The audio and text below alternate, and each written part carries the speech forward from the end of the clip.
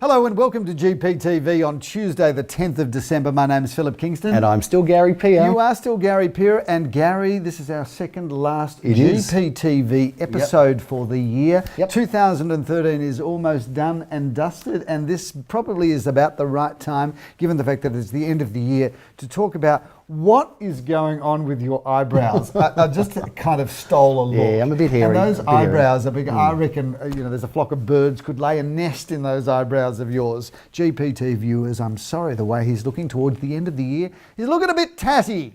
Bit shabby, I think, Phil. Yeah, go and get a haircut. You know what, Phil? I eyebrows. couldn't feel better, Phil. I got to tell you, I feel wired, fired, ready for action, Phil. And I hope you're not going to go getting this jelly and dropping the ball this late stage of the year. No, to the contrary. They've got lots of work to do, Phil. I can see the finish line at the. I can see the flags. Yes. I can see the finishing line. And like a great athlete that I never was, Gary, I know that when you see the finish line, that's the point where you've got to power up, not power down. I want to thank at this point of time Jacob Kingston, Philip's son, who tuned in from GPTV overseas and made the comment that he wishes that his father would stop cutting me off. Thank you for that, Jacob. He actually did say that, Jacob. So if you're watching, and my son has been away since January, I think the 15th. He lives well. I'm seeing him for the first time on the 27th of Kingston's. December overseas. I know how to live it up. But he has been watching GPTV, and he did say last week that he did think it was the best episode yet Episode of 101. GPTV. Let's continue. Let's talk about last weekend, Gary. Let's get into it, Phil, if you're wondering why I'm not going to power down, I'm going to power up. What a great weekend we've just come off, where we've had 22 auctions and sold 17 out of 22, which I think gave us a 77.3%. What's going on with Saturday? Okay, we'll get to that in a moment. Yeah. Versus an industry, so we were 77.3 against an industry average Put up of the tower. 68%. Yes, and I think there's lots we can talk about. I mean, we're trying not to make it too long, but there is lots to talk about.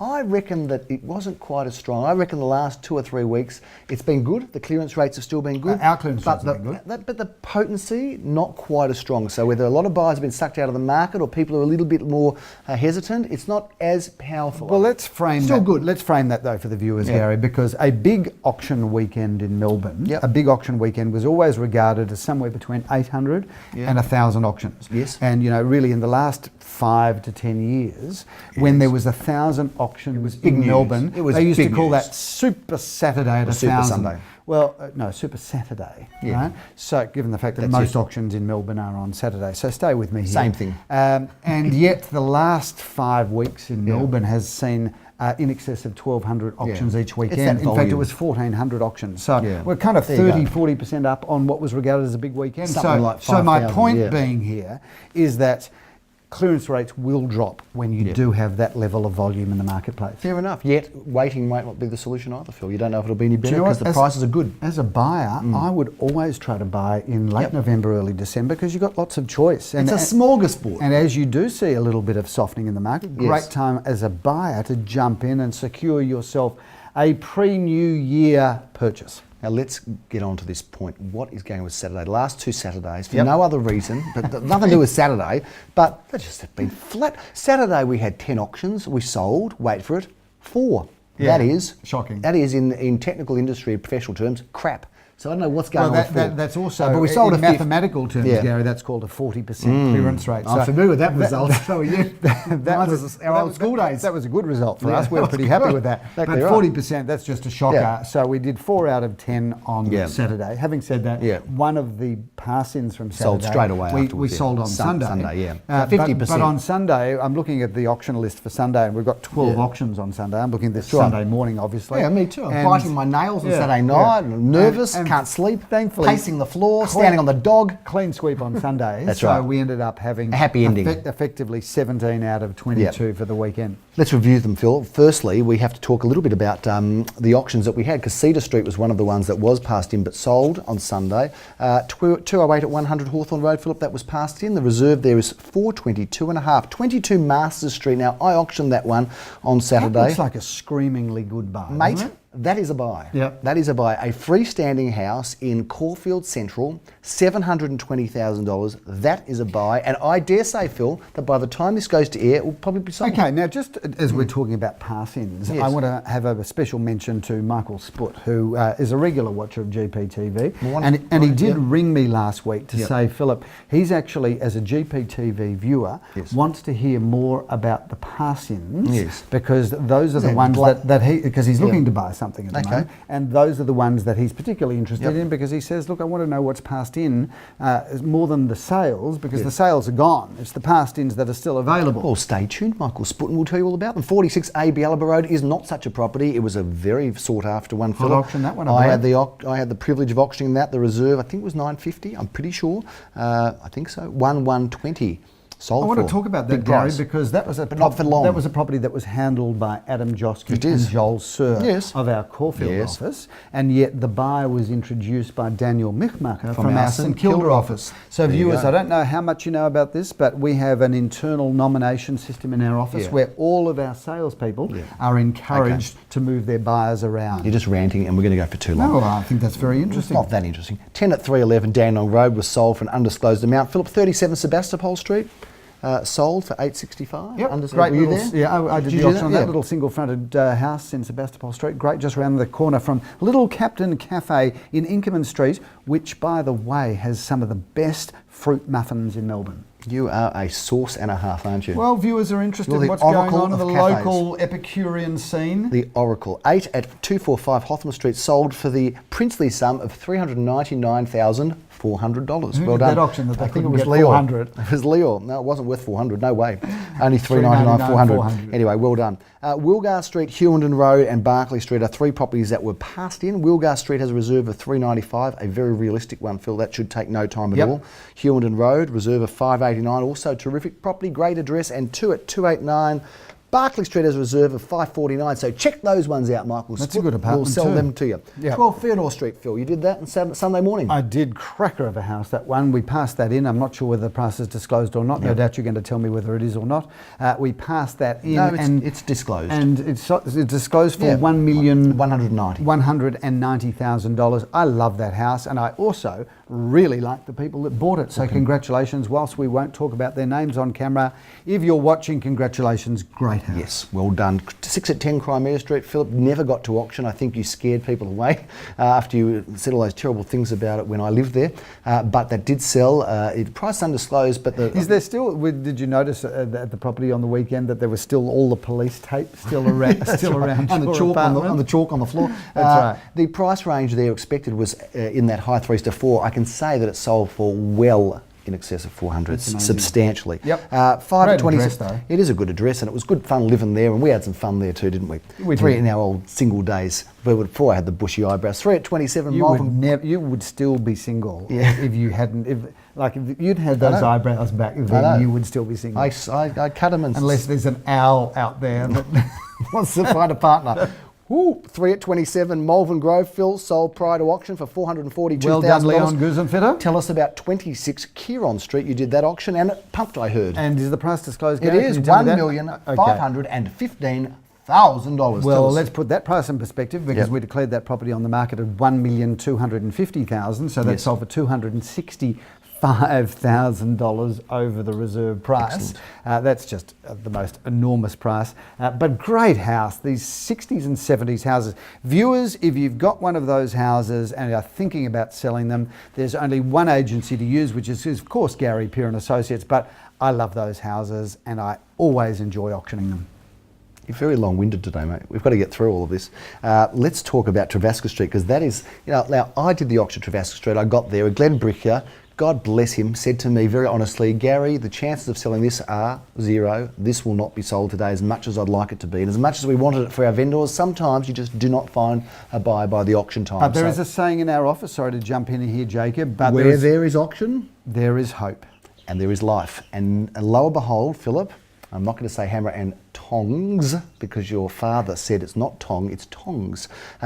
Anyway, that one did get sold for an undisclosed amount from someone that turned up on the day and bought it, thought it was a good investment. And viewers, you'd be interested in this because we sell up to 10% of our properties get sold to a buyer that rolls up on the day of the auction. Not 10%, it's not that high. I said up to 10%, so it could be anywhere from 1%, couldn't it? But it happens a lot. Yeah. Somebody arrives on 10,000 auctions, haven't you? Somebody arrives on the day and you obviously obviously you're very tired and jaded. No, I'm not at all. You know? Just your credibility, I'm starting to question it. And now that you've insulted me with my eyebrows, I'm getting back at you. 1 at 675 Inkerman Road, Phil. That sold very well. Leor Samuel sold it, undisclosed amount, but went way over the range, which was, I think, up to 700.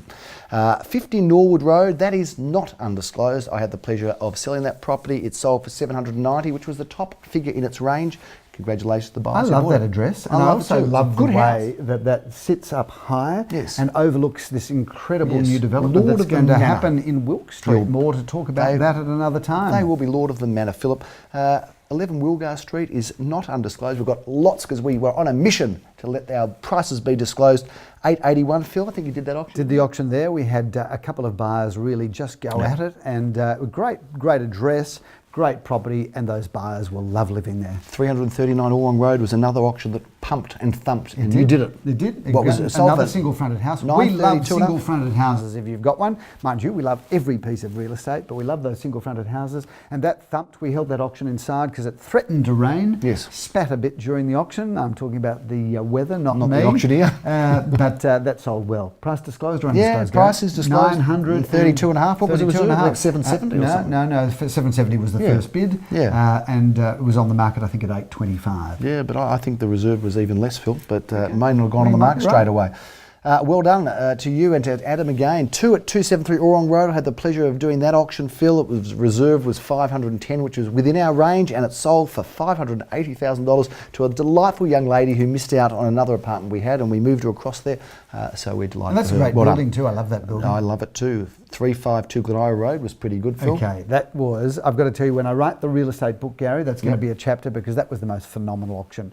I missed that. We were hoping to get 1.2. Hoping to get there, and 2 buyers started pretty much immediately and got into it, and we declared the property on the market at 1.2. Yep. The underbidder, I think, went one more bid, and then a new party came into the auction, and then in $1,000 and $4,000 rises, we went up from 1,205,000 or 10 to 1 million. Is it disclosed or undisclosed? Yeah, 1,351,351. 351. So something like 120 bids. Amazing. Once we were on the market, it was and 2 buyers standing beside each other, and I was literally just counting. It was phenomenal. Well done. There was a similar auction while you were there. I was just up the road here, 22 Tennyson Avenue. Leor auctioned that one. That was a beauty too. And now, what price? Incredible. Reserve was 950, which I think would have come down had it needed to. We did GPTV there last week. And often, just so viewers understand, often we get our reserves on the day, and often our vendors will give us a higher reserve that they might adjust through the day, which is their right to do, by the way. But this one was 950, and that's what we're hoping for. And lo and behold, I'll say it again, Philip, this sold for $1,090,000. That is the really vendors thought they were in the price. Twilight Zone. Yeah, that's a phenomenal price. Well done to them.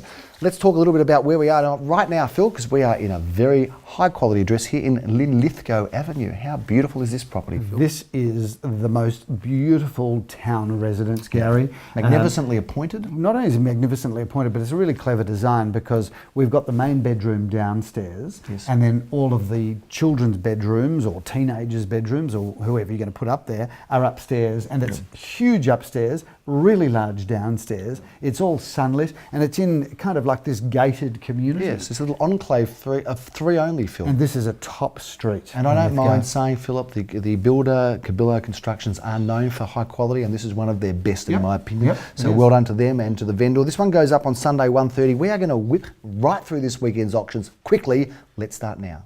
So Gary, with 15 auctions this weekend, the first auction up is unit number 2 at 8 Bialaba Road in Caulfield South. A really nice 2-bedroom single-storey villa that's been nicely renovated. Good one, that property. Phil, around the corner from our office is Celeste Court. It's a quiet little street, and we've got a terrific apartment that we're auctioning there in a very affordable price range. It's only a 1-bedroom, Philip, but somewhere in the high 2s or maybe around that low 3s will secure that for you, I would imagine. Great position. If you're an investor or first home buyer, that's a ripper. Thomas Street in Brighton East. Have a look at this one, Phil. You're auctioning that at 12:30. 153. Now that's a perfect property for some around the pool, Gary. 4 bedrooms, 2 bathrooms, off-street car parking for 3 cars. Nice beautifully renovated, gorgeous swimming pool.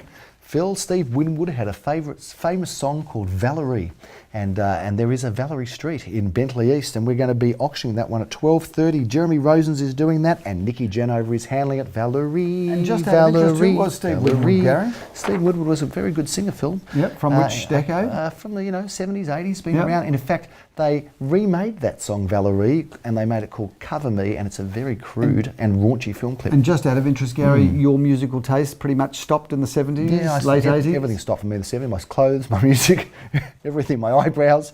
Let's move on. No, your eyebrows didn't stop in the 70s, They Gary. kept on going. You just haven't cut them since the 70s. Phil, we love Ormond, don't we? One at 139 Wheatley Road, Ormond. Jeremy Rose is auctioning that one at 130. Tell us a bit about it. Really, once again, just great entry level into the market, something that we've been talking around the $450,000 to $500,000 mark.